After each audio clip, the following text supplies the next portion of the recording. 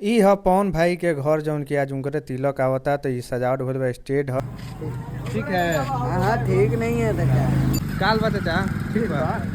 हैने जौन की सजावट होता और हैने भाई लोग बा जौन की काम वाम करता बर्तन वर्तन धोता। लालू बिना चालू ई बिहार न हो। और इधर देखिए काल बा ठीक बा।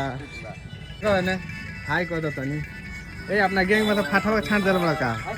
हाय फाटवा के हां खिसी आइल बता रहलो से आइल बका बैग बैग और भागल आइल नहीं थे छांट देल बा तू अपना गेम में से ओकरा के ये हइये छटवइले बाड़े फटदार साहब तरह के देख ल हंसत आलू। तो अभी हम बानी अपना दोस्त के घरे जौन कि आज एगो तिलक आवता और ई वीडियो भी हम डालना रही नगदे 1000-2000 व्यू चल गइल बा।